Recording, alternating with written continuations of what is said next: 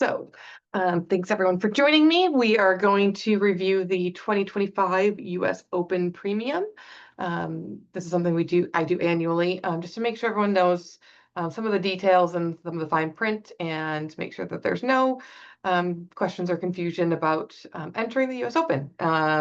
And so the US Open is open for entry. And so if you haven't entered yet, this is a good place to get your questions answered. And so I'm going to start sharing my screen, and we're going to go through all of that right now. All right, so hopefully you have navigated your way to knowing where all the things are US Open. It's on the UKI page. US Open, everything US Open related will be here. US Open Documents is going to be your favorite page ahead of the US Open, during the US Open. It is an important page to know and be familiar with because it's going to have all these little links filled in as we go.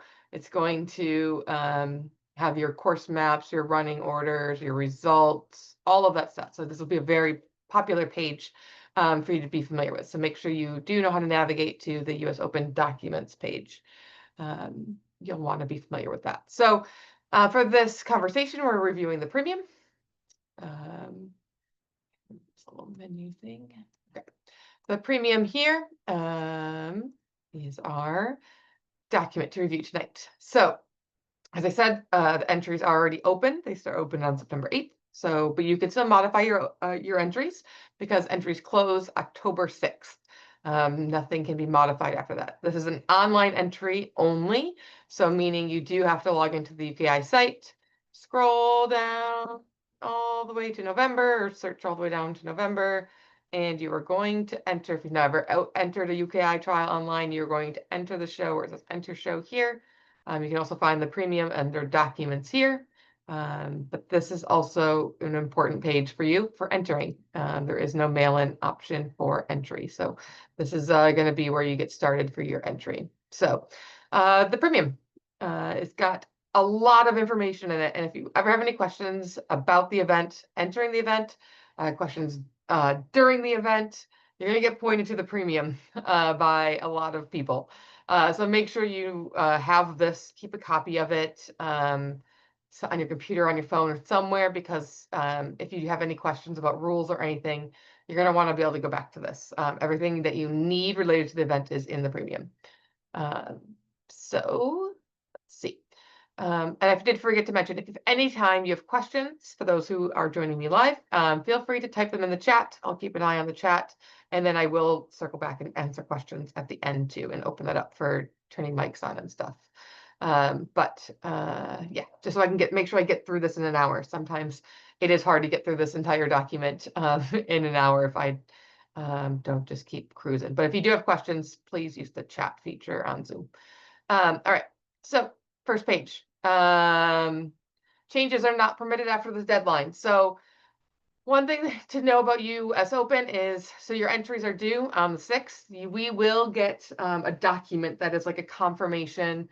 It's not an email. You get, like, everyone gets one big confirmation document posted on this website, on Facebook as well, where it's got everyone's entry. That is your last chance to verify all your information, and that is what this is saying.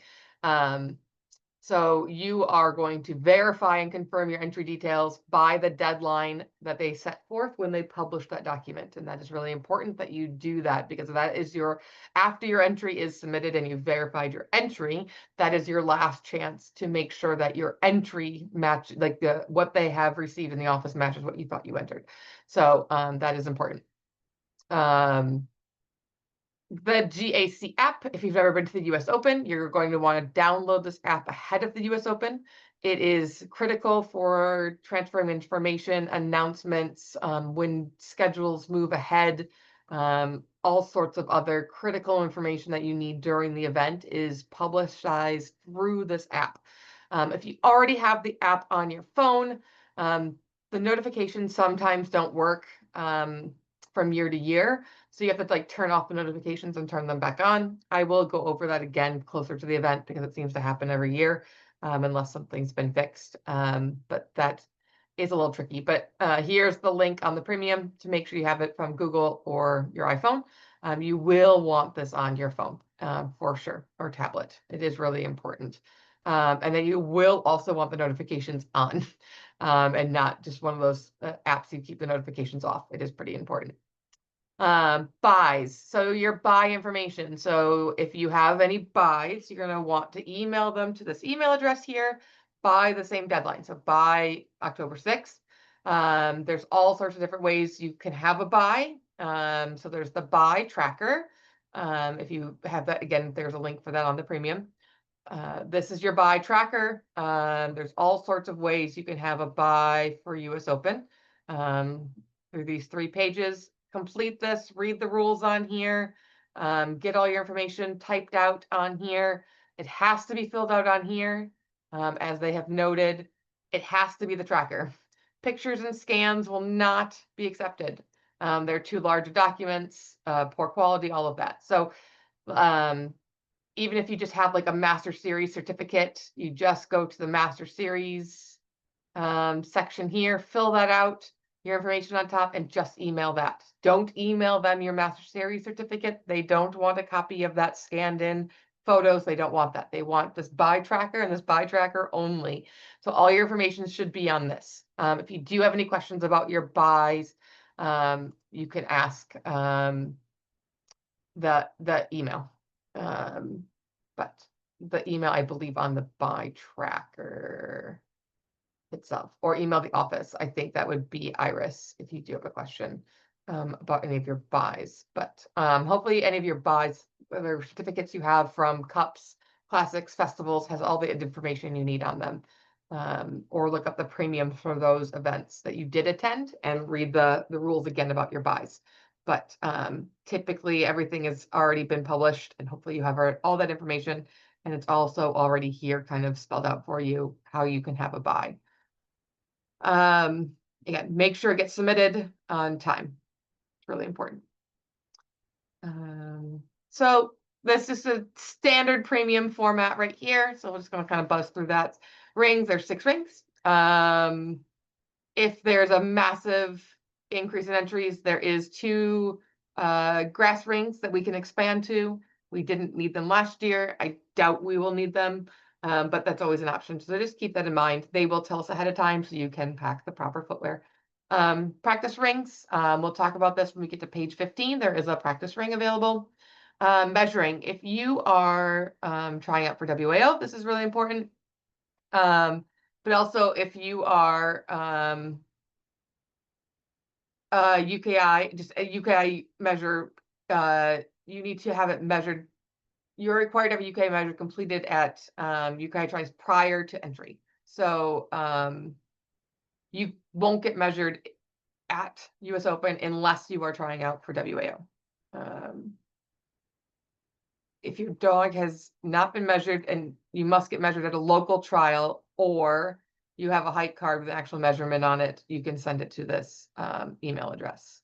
So you can't, like if US Open is for whatever reason your first event with the dog, they won't measure you. So you have to at least go to a trial somehow, go to an AKC trial, get a measurement and have them write it down, do something, because they won't measure your dog. So the only measuring they do is for WAO dogs. If you are trying out for WAO, you have to be there on Tuesday. You have to get measured. And those times are from 2:30 to 4:30. Unless you are jumping 600, then you do not need to be measured. So make sure you understand the WAO measuring process, the cutoffs. It is a very precise cutoff with a different kind of measuring device. So again, if you have any questions about measuring and WAO stuff, you can ask that in the group and ask me. I've gone through it a few times, but I don't want to spend too much time on that because it doesn't typically pertain to a lot of people in the group. But if you do want to talk more about WAO stuff, we can talk about it at the end for sure, if you have a specific question. Vendors, if you know somebody or want to be a vendor, you can email Katie. This is how you get a hold of Katie. T-shirts are available if you enter enough events. If you only come to US Open and enter 1 class, you're not going to get a t-shirt. You have to enter these classes. You can also buy a shirt or buy an extra shirt. Just email Katie here. Crating, there's a whole page about crating. We'll go through that when we get to the page about crating. Here's your emergency vet information. Again, just typical premium stuff. Directions to the show, hotels, RV stuff. Your announcements. So the GAC app is where you're going to be really, really wanting to be on getting that on your phone. There'll be some announcements on Facebook. It's typically repeat from the GAC app, but the GAC app is your primary. The website, the UKI documents website that I just pointed out is really critical. That's where a lot of things will be posted throughout the event and leading up to the event. The entry checklist, you cannot make changes without the $20 admin fee. So nothing after the closing date. So if you want to pay by check, I personally recommend it because if you pay online, you pay right now. If you pay by check, they deposit your check the week before the event. So it's a way to delay your expenses a little bit. But you do have to make sure your check arrives in New York by October 10th. Otherwise, you will be asked to pay a $15 late fee. Those fees will be asked for to be paid when you check in. So you won't know that until you go to check in that your check arrived late, and then they'll ask you for the $15. So you also do pay a surcharge if you pay online with your credit card. So if you do want to save a few bucks, especially if you have got a lot of big entry, because it is a percentage, you might consider writing a check and get that mailed out ASAP so that it gets to Tara on time. So that's just my tip, is the check is better for that reason. It just delays the expense. I know not everyone likes to pay checks, but this is one that I definitely like to write checks for. And again, if you have any questions, this is going to be your main email. So use this email if you have questions about the event. If there's any confusion, make sure you ask. Don't make assumptions, especially for an event of this size. It is really important. Okay, that covers all the critical things. So these are the classes that are going to be running and the schedule. We're going to go through them in a little bit more detail here. So I will skip that. It is your fees and things. So I'm going to kind of skip that for a second. I'm going to go to the general competition rules because these are important. So again, the US Open is open to anyone except for the Master Series Final, and Challengers is the only class you can't pre-enter. You just get put into those if you've already qualified for Master Series Final. You have a bye, and Challengers, we'll talk about how you get into Challengers. Doesn't matter your level. You could be a beginner dog, senior champ, doesn't matter. Anyone's available to be in UKI, US Open. 18 months though, this is different. So you can't even run speed stakes at a local trial. Yes, you can run speed stakes at 15 months old. At the US Open, your dog must be 18 months old to enter any class at the Open. This is a change, I think, last year. And it is important to note that it is going forward for this year as well. You have to be registered each class. You only get one height for the whole event. You can't jump around. One handler for the entire event. The handler who earned their buys is the one who gets to use them. So if your dog earned their buy with a different handler, you can't use that buy. So that is important to know. Classes, this is important. Classes are in a strict running order. Running orders are randomly drawn, and you have to run in order. If you aren't at the line when you are asked to run, you will be eliminated and they will not run you later. So you do have to run in order. You can't move yourself. You have to run in order. So if you have multiple dogs, you are assuming the conflict rule that we will discuss as that comes up later in the premium. You understand, basically you're saying like you understand UKI rules. We're going to follow the rule book. Progressions and cutoffs are listed. Tiebreakers. That doesn't really happen too much, but here's if you want to say, this is why I say like keep the premium handy if you ever want to know like what would happen if. And then there will be no NFC, no repeat and move on. So like you can't do any fix and goes. You can't go back and fix anything. Just got to keep going NFC. So if you don't like the course or don't want to run the course, you either just don't run it, run just a section of it and leave, but you can't actually do a repeat and move on, and you can't do any traditional NFCs. Let's see. Scoring. So they changed some of the rules. So courses may have 22 obstacles. Some of the distances are a little bit larger or different than maybe what is in a typical trial. They're just kind of noting it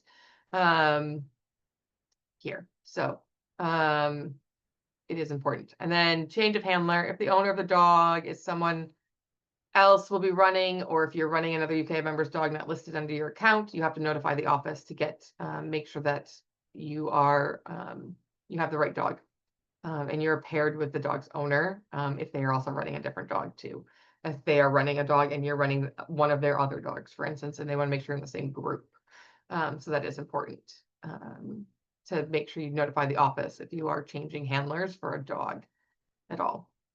So classes, this is what I want to make sure we spend time talking about, make sure we understand the rules of each of the classes, because that is important. So that's the next couple pages. So US Open Agility. This is the just a basic agility class. It is a standalone class. It runs on Saturday. It's Lee Spalt's win. It is part of your team if you are doing team. If you are not doing team, you can still run this class. You can run this as a standalone agility class just for fun, just for whatever training you want to do. It's not really a warm-up because it's on Saturday, but if you want to just kind of continue to work, being at a big event with a dog, this is a great class to run. If you want to reduce a class and you don't want to do team, it's another great class to skip. It is just, again, a standalone fun class. It doesn't have anything to do with any of the other events. Winner takes all. Winner takes all is another one standalone. It is just one single class. There is a big prize pot. There's so part of the entry fees for this goes into a prize fund, so you can win some money. So this is, again, part of team, though. If you are in team, you do have to enter both of these classes. You can't just enter one or the other. If you have signed up for team and committed to a team, you have to enter both of these.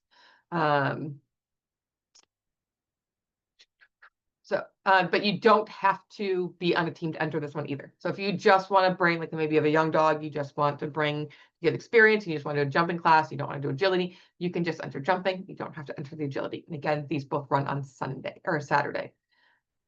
Speed Stakes Challenge. This is, your traditional speed stakes course, jumps and tunnels. It's, US Open defied, so it's a little bit more challenging, but it is Speed Stakes. So there is 2 rounds. There is a semifinal round and a final round. The results for this class are not combined. So there is a semifinal round that happens on Wednesday. It is one of the first classes you'll get to run. Super fun. You'll run semifinals. There will be a percentage break of dogs that will go through. So they'll announce that after the show entries close here, but they will say, 25% of the dogs go to finals, or 10, or at least 10 dogs, or some kind of number. So it's no ease. So as long as you put up a score and you're within that cutoff, you get to go run finals. If you don't make that cutoff, then you don't get to run finals. So you are guaranteed to run. If you enter Speed Stakes Challenge, you are guaranteed to run 1 round, and you might make the cut to run finals. And then finals is scored as a separate class. So there is no combination. So the scores are reset. So if you make it to finals, everyone is at equal playing field. You just have to run in a big Speed Stakes course in the main arena on Thursday night and have a great time running Speed Stakes finals. Super fun. And then the winner of that finals course, gets to be on the podium, gets their prize, all of that. Super fun. national championship. So this is where there's 3 rounds. So this is one where you maybe have a bye for. This is one that you might have been working towards getting all your cues all year long. This is where your bye tracker, all of this stuff. This is for your round 2. This is what we talk about, the national championship. So if you do not have a round 2 bye, you will run round 1. If you have a round 2 bye, you are in the semifinals and you cannot run round 1. You are not allowed to. It's not option. There's no option for that. So you'll just jump right to round 2. If you are in round 1, that runs on Wednesday. This year, round 1 is a agility round. So that's different from years past. We're going to run agility first. And there'll be a progression. So that right here it says the top 50% from round 1 entries, or top 10 will progress onto round 2. Eliminations do not move forward. So then round 2 starts, and it's clean slate. This is not a cumulative class. So round 2 starts on Friday. Round 2 includes anyone who progressed from round 1, and anyone who had a round 2 bye gets to run round 2 on Friday. If you are in round 2 and you do really well, there's a progression from round 2 to round 3. It might already be in here. So round 2 is a jumping class this year. So this is also, again, a separate class. So you get to run round 2. Oh, here's the progression right here. The top 8 from round 2, excluding any automatic buys from finals, will go into finals. So if you are one of the top 8 dogs in round 2, you'll get to run round 3, aka finals, on Sunday. Unless you have a bye to finals already. Some people do from winning cups and other things. And then round 3, or finals, is a standalone run. So again, it's not cumulative, it's not based on your score. So if you were in 8th place in round 2, you could still win the national finals by being the fastest dog in finals. So it doesn't matter because it doesn't add up. So you just get to reset the slate. So that's really cool. So that's kind of how that works. And that, again, that's national finals. So that's one of the classes to enter as well. Games challenge. So another class you get to enter. If you enter games challenge, everyone who enters games challenge gets to play snooker. Snooker is the first part of games challenge, and that is on Thursday. And then there is a cut based on your score, based on your placement in snooker. They will, I believe it says, yeah, the percentage of dogs will be announced after entry. So then again, they will make a cut. They'll say 25% or 10 dogs will go to finals. Oh, sorry, national finals is an agility course. Big fun agility course.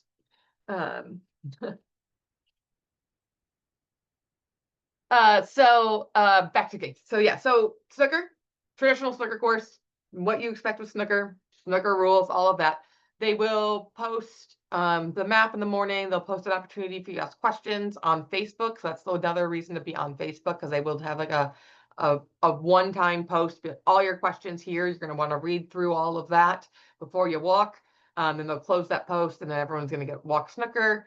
Snooker, everyone gets to run snooker, and then they'll make a cut, and those who make the cut get to run gamblers. This is a cumulative class.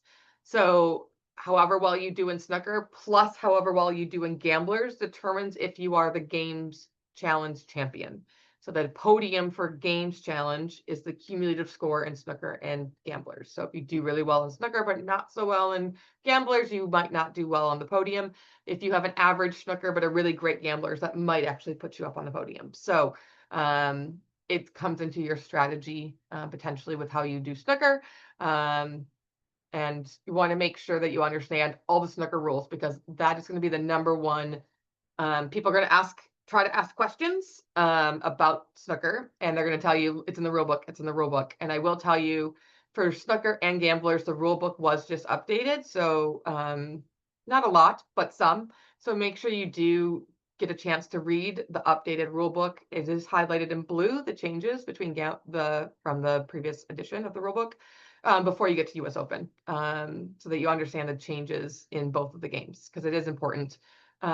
Those classes seem to have the most questions about the rules, so just make sure that you're comfortable with game rules going into, if you're entering Games Challenge. Biathlon. This is another class that you get to choose to enter. Again, this is the great thing about US Open. You get to pick and choose what you enter. You don't have to enter all of these. You can enter some of these, all of these, none of these. It's really up to you. So that's super fun. So if you don't like games, you don't have to enter games. You can enter everything else but games. You can enter everything if you want. So that's a pick and choose kind of event, which is great. So biathlon is a 2-round class. Every person who enters and pays for biathlon gets to run jumping. So jumping is on Wednesday. It's one of the first classes you get to run. And then agility is on Saturday night. So again, there'll be a cut. There'll be a percentage of dogs that make it through jumping into agility. And then this is another cumulative class. So your jumping score plus your agility score determines if you are the biathlon champion. So you have to put up a good score in jumping and a good score in agility in order to achieve that the podium spots. So it is really important that you kind of understand those differences.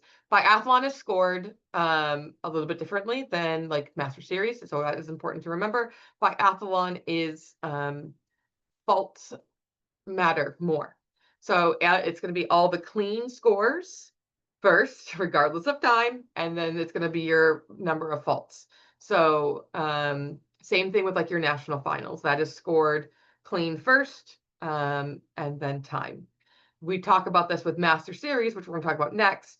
That is a time plus fault scoring. So where when you have faults, those faults get added to your time. So you could have a really fast time with maybe a bar and still be seated pretty well. But in a class like biathlon, you could have a really fast time with a bar and you could still not make the cut if there's a lot of clean dogs in that class. So it is important to think about that maybe with your entry, or just, strategy for what you're training and preparing for going into these events. It is important to kind of understand how these events are scored. So you're not surprised either when the cuts come and you're not maybe didn't make the cut or did make the cut. Some people are surprised when they do make cuts because they didn't understand the score and they're very excited, and but they didn't maybe plan to stay and run in the evening classes. So just something to keep in mind, that you understand the differences with how these classes are scored. So that's biathlon. So that's super fun. And then again, Master Series Last Chance. So this is different than regular Master Series Finals. So Master Series Last Chance is on Friday. This is your last chance to get a Master Series bye. So everyone all year long has been going to UKI local trials, trying to get Master Series buys. This is your last chance to get one. So just like this is just scored just like a local trial. You have a chance to get a bye from the agility round, a chance to get a bye from the jumping round, and a chance to get a bye from cumulatively your agility plus your jumping. So if you enter Master Series Last Chance Heat, it's open to anyone, even if you have a bye already. You can still enter this. If you don't have a bye and you really want to try for one, you have to enter this because you can't enter Master Series Final without a bye. So you get an agility round and a jumping round, just like your local. And then the cumulative will be put together to determine who gets the top placement for the buys for the first and second place overall. There is no prize payout, unlike at your local trial where you get your $4 or $8, whatever. This one, there is no prize payout. Prize payout? Yes. You just get to go to the Master Series Final. You will also be asked to pay for that Master Series Final at that time when you move on. And again, anyone can enter this. So if you already have a bye and you really want to run some extra runs, you want to get some more time on the dirt, on the equipment, you can enter this even if you already have a bye. So that is something to keep in mind if that is something you're interested in. Master Series Final. So this is something that you should have already, if you are wanting to run this, or you have to have already received one of those buy certificates at one of your local trials, or have earned it some other way from a cup classic, one of these other ways that the buy tracker has it. It's listed here. So if you enter this class, you get to run both. You get to run both rounds. There is no cut. This runs on Friday. You are guaranteed to run both classes. So you get both your agility and your jumping round when you enter this class. And then the cumulative score is what goes onto the podium. So they will make a podium announcement. I don't know, I think Saturday with biathlon or Sunday. They put it on the schedule somewhere. There'll be a separate podium once they've put all the scores together, and you'll get to be on a podium for doing the cumulative 1 through 3rd. There is prize money for this based on the Master Series prize fund that's been collected all throughout the year. So it's a pretty big pot. So it's one of those ones that a lot of people really want to do well at, because they can pay for their entry fee, if not a lot more, depending on what jump height you are in. So that's really cool. And again, this is the one class you are guaranteed both rounds when you enter this. And it is time plus faults. So again, minor mistakes, if you're fast enough, might still keep you in top contention. And then the last class, well, not the last class, one of the last. So challengers, you don't get to enter this, but if you have enter the national championship and you did not make it to finals, you will automatically be put into challengers. Challengers runs on Sunday morning. It is a steeplechase course this year, so that is another change, meaning it's going to have what it says here, an A-frame. It's kind of a hybrid-y kind of class. There is no dog walker seesaw, so it's going to be basically a standard class with an A-frame, or a jumping class with an A-frame. And it can be taken up to 2 times. So it's something to keep in mind. And you don't have to run challengers if you don't want to. Some people elect not to. Sunday morning, they kind of just want to peace out. But a lot of people do. It's a super fun class. Again, now it being a steeplechase, it will be super fun and fast. The winner of challengers gets to go to final. So everyone who entered national finals who did not make finals is dumped into challengers. And then again, whoever wins the fastest dog will get put into finals, and they get to run first in finals. So that's always fun too. Team. So we talked about the team classes. Team is, so if you enter team, you have to enter the agility, US Open agility, and you have to enter winner takes all. So those are required classes. And then you designate a team captain. So your team consists of 3 dogs and 3 handlers. Any jump height, select regular. You can mix and match. That doesn't matter. The only thing that does matter is a handler. It has to be all 3 unique handlers and 3 unique dogs. So if you have a handler has multiple dogs, they have to be on multiple teams. You can't just put a team with all your own dogs on it or 2 of your dogs. You come up with a team name. That would, have fun with that. People do have fun with that. So yes, do get creative if you want to. And again, your scores are going to be all put together. So you're going to take all 6 runs. So all 3 of you are going to run both classes. So you're going to have 6 total scores. They're going to be combined together. And the top 15 teams are going to run relay on Sunday. Relay is basically the team finals. There is, it's a big, massive course. There's basically 3 courses nested together, which is why it doesn't matter the jump heights, because they are nested, but they don't overlap. So there's basically 3 unique courses all kind of intertwined, but no one ever takes the same jump. So like dog 1 does not take any of the jumps from dog 2 or dog 3. They might take the same A-frame or weave poles, but they don't take the same jumps. So that's why it doesn't matter your jump heights. I guess I wouldn't take the same A-frame because of the selected regular. So yeah, so they're just like unique mini courses. There is a baton. So if you are in team, your dog has never seen a baton, might be helpful to show your dog a baton ahead of time and get your dog used to running with a baton in your hand. The running order in your relay is going to be small to tall. So if you do have, let's say, an 8-inch, a 12-inch, and a 20-inch, 8-inch dog has to run first. has to run whatever sequence is first. There is no option. You have to run the first sequence. The 12-inch dog has to run the middle sequence, and the 20-inch dog has to run the last sequence. If you have a team of all 20-inch dogs, for instance, then you actually get to choose. You could say, hey, I like the middle one. Your teammates can be like, yeah, cool, I like the first one. So there's an advantage in some regard to having multiple jump heights, because then you have the flexibility of picking the section of the course that suits your talents the best. So that's kind of fun. But again, if you don't, no big deal. You just have to run in height order, small to tall. It just helps setting the bars, and it helps make it really smooth when we transition from team to team. They don't have to know who's running which section ahead of time. It's pre-assigned when you step to the line. So again, if you are going to run team, keep this premium on your phone so you can review these rules with your teammates if you happen to make relay. I'm not going to go through all of them right now. It is important, though, that if you do make relay, you and your teammates all understand these rules.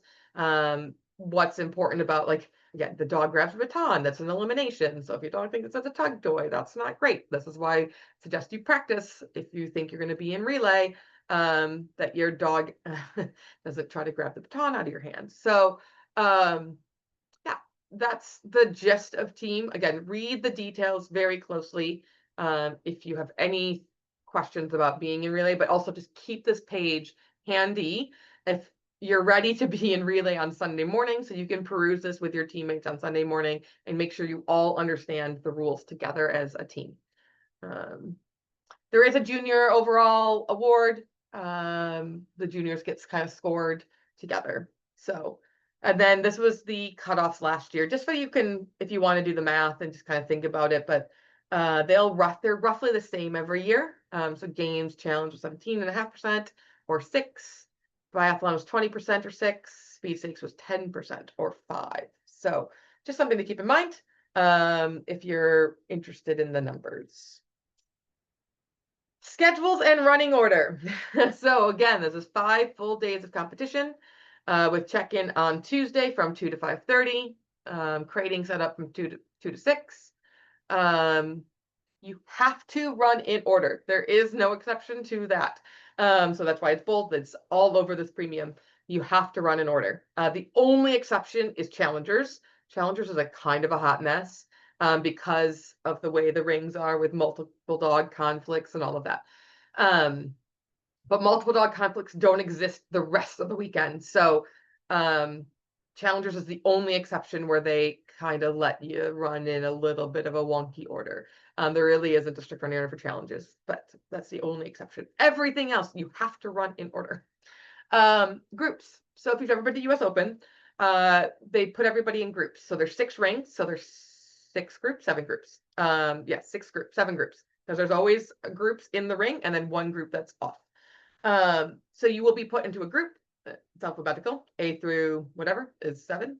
If you want to be in a group with somebody so that you have somebody going around with you, you can put, when you enter here, a buddy. You have to type their name in.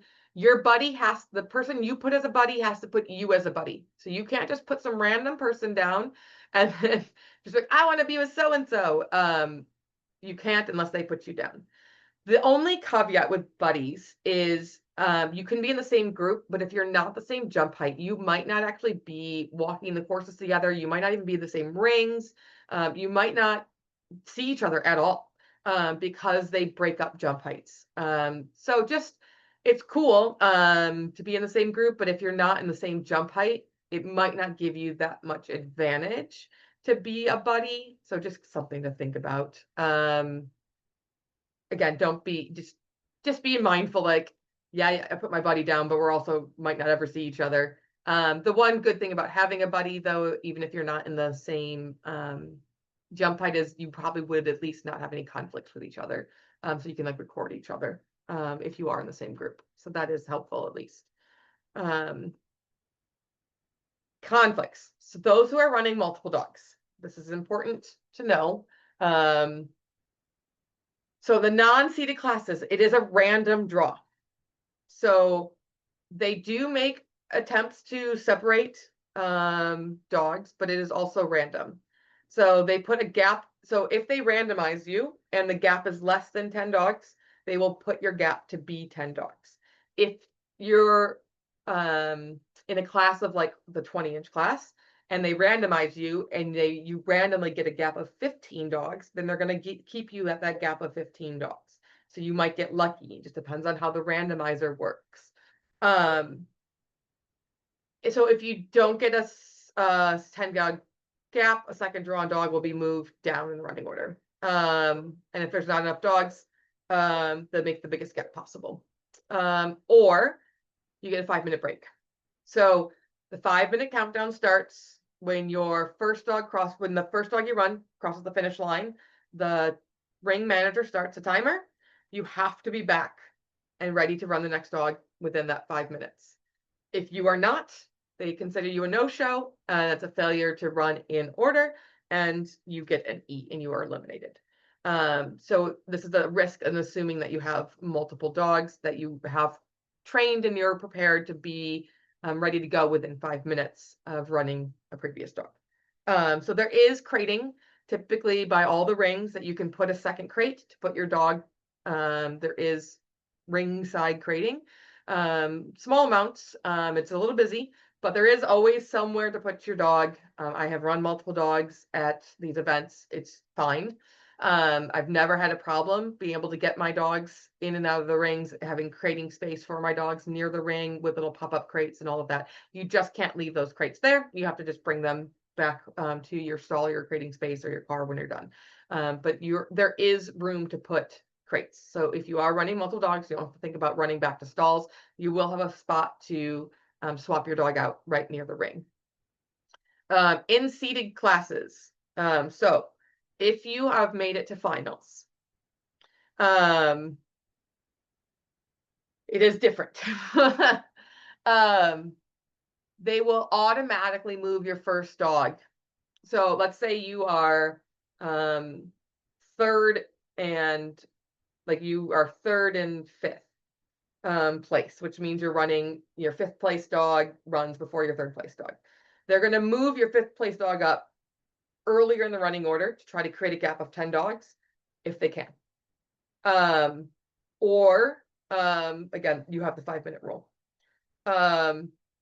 If you do not want your dog to be moved, like you're willing to just have that gap, you have to notify them on Tuesday when you check in. But then you are only given 60 seconds to switch your dogs. So it's not advantageous. So I would I don't really think anyone is that strict about their running order. I think most people just kind of let them move their dogs and just kind of go with the flow. Again, entering more than one dogs, you're accepting these rules. So again, read these really carefully. If you have any questions, let me know. I've done it before, so you can post, you can ask me. It's really not that bad. And the way they do, and if you've never done US Open, the way they do like the heights, it's really easy because you can't have conflicts during the day. In the finals, you can't have conflicts. The only time you can have conflicts is in challengers, and it's managed and it's fine. But it's impossible to have conflicts between multiple rings during the day. The only challenge potentially during the day, if you have multiple dogs in multiple heights, is that the rings aren't built identically. They try. I don't know how hard they try. The rings can be built quite differently. We experienced this last year. Maybe they're going to do better this year. We experienced it at the Invitational as well.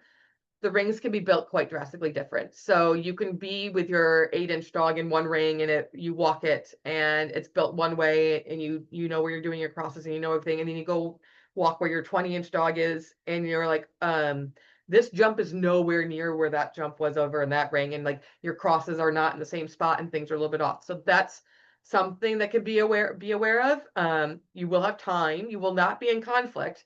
So you'll run your one dog completely in its own rotation, and then you run the other dog completely in its own rotation, so you won't have the conflict of racing between the two rings. So you'll get to reset your brain in between, but that is a risk with the multiple dogs that I will say.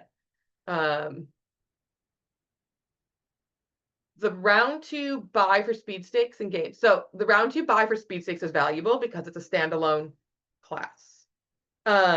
So going right to finals is fantastic. Round 2 bye for games is kind of silly because it's a cumulative class. Same thing with the finals bye for biathlon is kind of silly. You have to still do well and run the initial class. Because it's a cumulative. So speed stakes is standalone. So you don't, if you have a round 2 bye for speed stakes, you don't even have to run semifinals. You can, and if you no big deal. You still get to run finals, and you can still win finals. If you have a games bye or a biathlon agility bye from like invitational, you don't have to run snooker or biathlon jumping, but you can't win. It's impossible to win the overall prize because they're cumulative classes.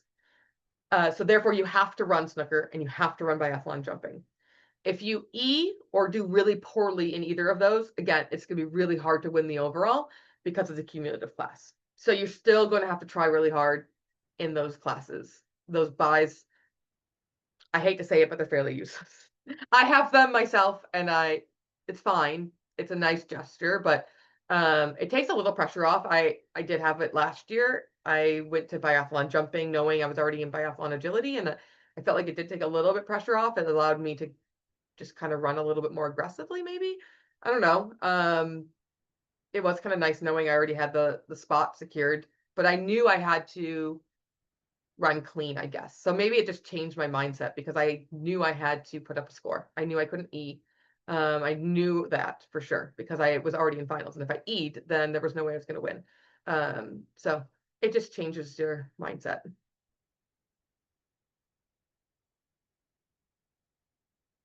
If you in snooker, but you have a games bye from invitational, I think that's the only way you have a games bye. You get to run gamblers. You just can't win the games challenge. It's impossible.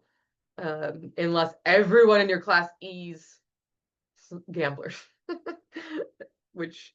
and you don't, which is not likely. So yeah, hope that the the buys are a little wonky for the cumulative classes for sure. These are your standard entering things, rules and regulations.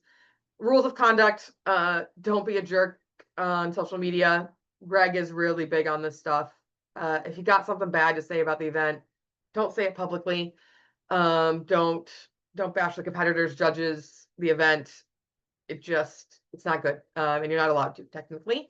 You're signing this agreement when you enter the event that you're not going to do that. So you're going to keep a good attitude and not be a jerk, cyberly or in person. There is a refund policy to be aware of. Keep this in mind if you do need to have a refund for any reason.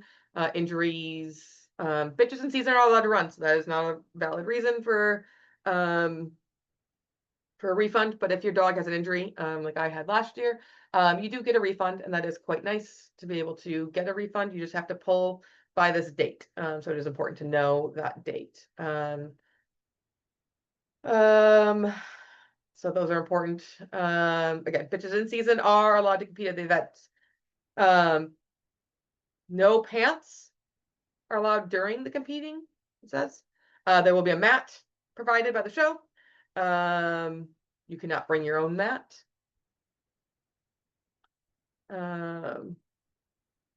You have to notify at check-in, or as soon as your dog comes in season. So if they come in season during the event, you have to notify the information desk.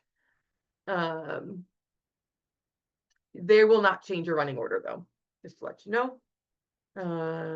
So that is important to know. All the judges' decisions are final, so there is no video reviewer challenge unless the judge wants to do so. I had a judge review a video on me because he asked to do so because he was not sure of his call. I didn't ask for it. The judge can do that, but you cannot ask the judge to review any of your videos or any of your calls. There is a complaint. There is a question form for the ring managers, but very rarely is anything overturned. You do have 5 minutes after your run to contest your score with the ring manager, not the judge. if you believe that was entered incorrectly, not that you don't like your score. Like, hey, I should not have gotten a refusal there. It was, hey, there was no refusal called, but I got a refusal on my score. That is something that you can contest, but you only have 5 minutes after you finish your run to do that. So another risk when you're running multiple dogs is you do have to fit that check-in with your first dog before you run your second dog. Terms and conditions, you're not going to sue them if you get hurt, all that stuff. Crating. So crating's a little different this year. The type of crating is the same. There is full stalls, 10 by 10 stalls out in the barn. They are dirt floor. Sometimes they've got holes in them, sometimes they don't. Sometimes they're great, sometimes they're not. Just depends on luck of the draw. You can also do a half stall where you will just be randomly assigned another exhibitor. If you do a full stall, you can share with as many people as you want. They don't care, they don't know. Just one person has to pay for the stall, and you can share it with as many of your friends as you'd like. If you do a half stall, you are sharing it with just one other person. They will pair you up with only one other person that has paid for a half stall. You don't know how many dogs that person has, but it's one person. Premium crating is another option that is indoors. It is by one of the by, I guess it's ring 3, opposite of the finals ring. It is concrete. You get little 4x5 taped out spaces, and there's just kind of an open space you all get to crate on, and it's numbered spaces. So to keep things calmer this year for crating, there's a crating reservation request form. It opens on Monday and it closes the following Monday. So no rush, because spaces are going to be assigned randomly, not based on what time you entered your crating. So you don't have to rush to fill out this form on Monday. Just at some point, if you would like stalls or premium crating, go to this form starting next week and fill out your request. And then you will randomly be put into a lottery for one of those spots. Stalls typically do not fill, but premium crating does. So you might put in for a premium crating, but there's a chance you might not get it. If all the remaining spots, you can still pay for them after the 6th. Like if you were like, I didn't get a stall, but now I kind of want one, there's just an extra $5 fee. If you want to be grouped together, once everyone knows who has a crate, like who actually got a crate and who didn't, you can put a request to put together who you want to be in a group, stalls and all that kind of stuff.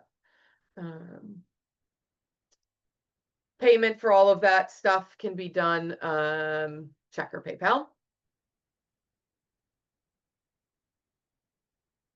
Volunteering is really important for the event. Can't be done without volunteers. There will be in a Google Doc, and there'll be a big board at the event that you can fill in at the event to do volunteering. If you there's worker raffles with really cool prizes. You get vouchers for money that you can use at all the vendors for food. You can use it at the vendors for treats and toys and all that stuff. So that's really great. You get a water bottle and there's snacks and all that stuff. So they do take care of the volunteers. So that's great. There is also I don't think it's on here. There is a course building group of volunteers as well. They have their own separate sign up sheet. They have their own parties. They have their own raffles. They have their own food, alcohol, all that stuff. So the course building team is way fun too. So you can get involved with course building as well. That typically happens early in the morning. So if you're staying on site, that's a great way to get involved. Or when we do changeovers for finals, or on Wednesday when we change over to round 1 of nationals after speed stakes and biathlon are over. So those are some ways to get involved. Here's your WAO information for those interested in trying out. Again, there's a ton of information about WAO. There's a full document about WAO. If anyone has any questions about WAO, I'm happy to answer them. I've done WAO a couple years now. I'm very, very happy and open to answering any questions about WAO. You can private message me anytime about WAO questions. But the practice ring information is what's important for everybody. The WAO sponsors a practice ring. It is a big ring out in the middle of the arena area that has all the equipment out. It has all the contacts, all the specialty jumps, all of that. And you can pay $60 to get a wristband to be able to use it all the entire time you're there. If you prepay, it's $55. It is a donation to the team, so I do always suggest just paying the $60 because it is nice to just donate to the team. It is all the gala kit equipment, is everything that you basically see at the event. It is in the practice ring. You can use the practice ring all that you want. You can use it a ton. The only thing about the practice ring, you cannot move a thing. You cannot move any piece of equipment. If they catch anyone moving the equipment, you will be removed from the event. They will shut the practice ring down and no one will be allowed to use the practice ring. Like, they're very strict about this. So the only exception would be like if it rains or something, the management team might move something if there's like a puddle or something dangerous. But an exhibitor cannot move anything. There's rules, like they'll post rules. I think in the past you've been able to bring your mats out there, your manners minders, all your props and stuff you can still bring and use in the practice ring with no problem. It is what it is. It's a practice ring. It is a massive space. It is wide open. There is a little bit of barriers between. There's basically 5 setups open at once. It is kind of a free-for-all. So if you have a dog who isn't comfortable running next to other dogs, it might be a challenge. Because if all 5 rings are running at once, there might be 5 dogs running on 5 different setups all at once, and it can be a little crazy. But if your dog is great and stays engaged with you and stays engaged with the equipment, then you have no problem using the practice ring. The practice ring sometimes isn't busy, and you might be able to get out there and be lucky that there's no one out there, and you can use it by yourself, but that's pretty rare. But yeah, that's the practice ring. And again, this is how you pay for the practice ring. Sponsors, that's always important. Make sure you support our sponsors.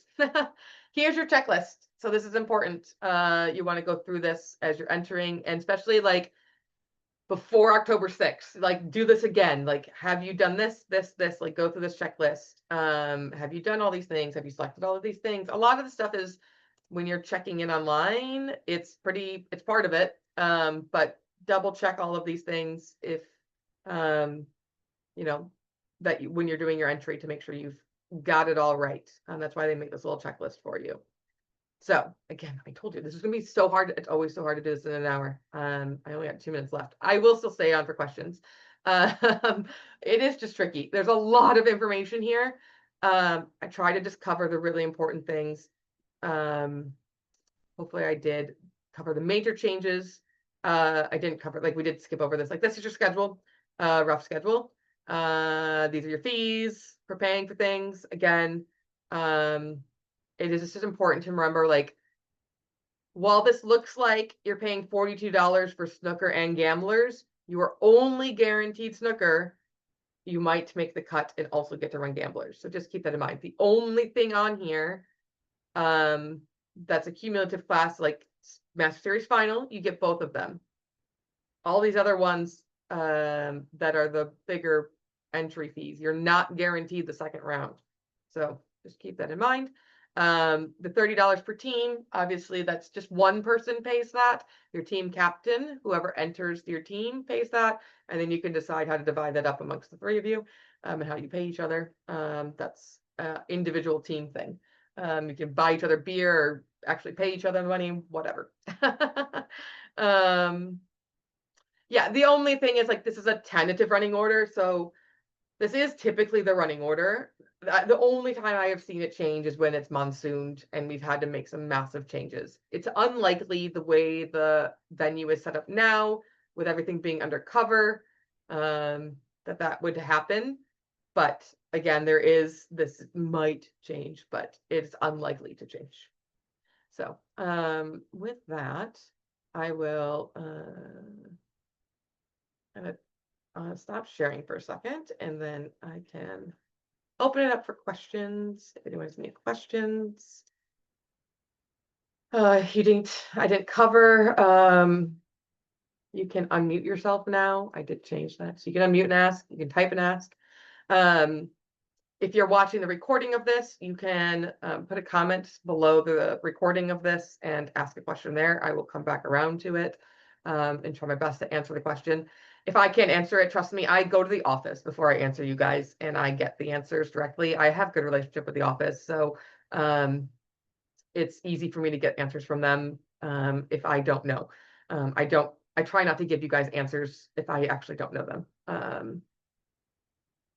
Oh, there is no crating without purchasing crating. Yeah, so that's a good question. The only indoor crating is the temporary crating, like when you're running. So if you don't want to purchase a stall or indoor crating, your only option is to crate out of your car at that point. That's kind of it.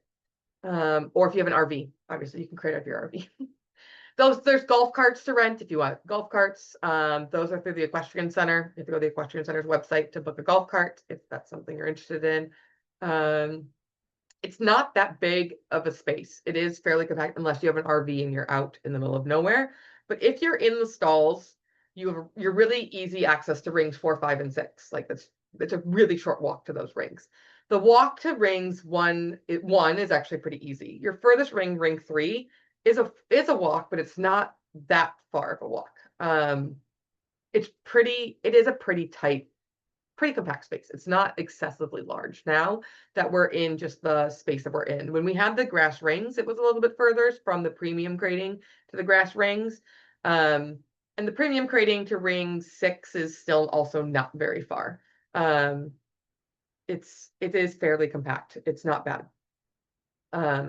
So unless you have limitations with walking, you don't really need a golf cart unless you're in an RV and you're out in the middle of nowhere. People who car crate sometimes move their car around to the different parking spots that are closer to some of the rings, and they car crate closer to some of the rings. Otherwise, sometimes the parking can be kind of far from some of the rings, depending on what time you show up or if you leave during the day and come back. So if you are car crating, you might end up kind of far from a ring.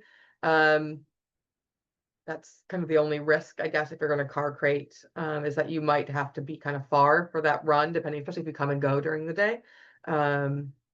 But again, you can bring a crate to the ring that you're in temporarily and then just kind of have to leave, like in the multi-dog crating area. And if the weather's nice, it's really easy. Like there's plenty of grass. You can set up pop-up crates outside the rings, outside the buildings. If the weather's shit, it's a problem. Like the year we had a hurricane.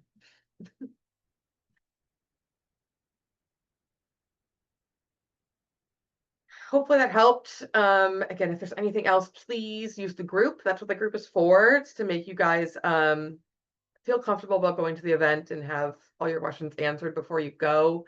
The whole reason I started the event was to kind of help alleviate anyone's stress or anxiety going to the event. So if you want or need any support getting ready for the event, entering the event, reach out to the group, ask the group, put questions in the group.